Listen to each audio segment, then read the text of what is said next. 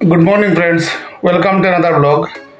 आज के আমার কাছে এই 2 জুন 2025 এর দেশ পত্রিকাটা এসেছে।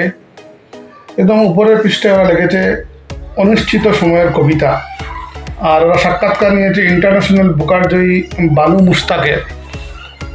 প্রচ্ছদ কাহিনীতে রয়েছে বেশ কয়েকটা কবিতা, আর ধারাবাহিক উপন্যাস রয়েছে ময়ূরকণ্ঠী দস্তানা কৃষ্ণেন্দু মুখোপাধ্যায়ের, পড়ে নেব আজকে।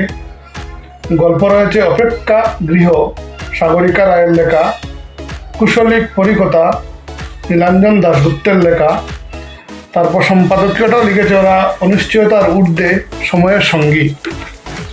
আর নিবন্ধগুলো বা প্রবন্ধগুলো খুব একটা আমার মনে ধরেনি।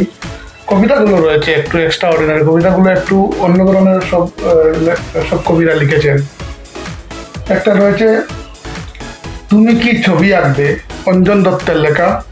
আরেকটা রয়েছে লেখার গড় থেকে শ্যামলকান্তি দাসের লেখা। পৃথিবীর পাতাল প্রবেশ অনিতা অগ্নিহোত্রীর লেখা। খবর কাগজ আসে প্রতিদিন রঞ্জিত দাসের লেখা। শ্বেতপত্র চৈতালি চট্টোপাধ্যায়ের লেখা। আজ সকালের কবিতা অনুরাধা মহাপাত্রর লেখা। সাগরে প্রহর শ্রীসেন্দু চক্রবর্তীর লেখা। রক্তমাংসময় সময় সুব্রত সরকারের লেখা। সাংগ্রিলা মীরা মুখোপাধ্যায়ের লেখা। সাইরেন সেবন্তী ঘোষের লেখা। তামস প্রহর শ্বেতা চক্রবর্তীর লেখা। অন্ধকারের ছোটরানী তিলোত্তমা মজুমদারের লেখা। দেখে নেব বিভাস রায়চৌধুরীর লেখা। এখন সকাল শিবাশিস মুখোপাধ্যায়ের লেখা।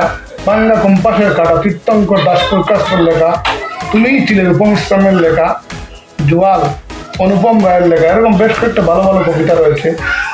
আর সবচেয়ে উল্লেখযোগ্য কথা, সবচেয়ে গুরুত্বপূর্ণ কথা হলো যে লেখকরা জেনারেলি যারা গদ্যকার এরা কবিতা লিখেছেন, এরকম হয়েছে।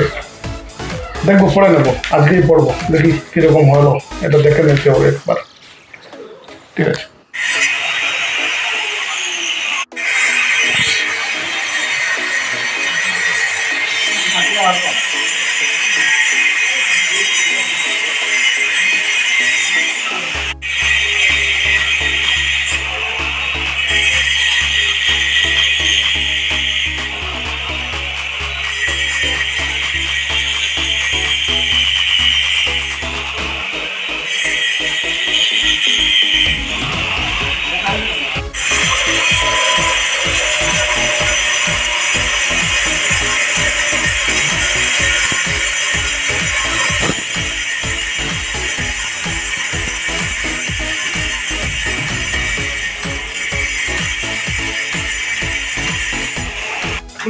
লাগানি দেখলাই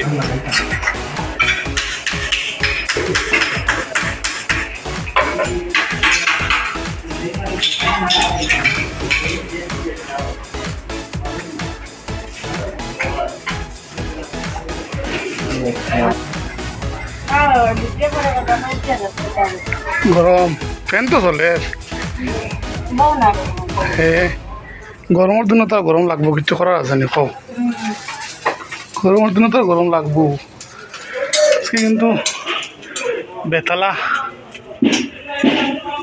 রাত্রে বৃষ্টি আইতে পারে কিন্তু।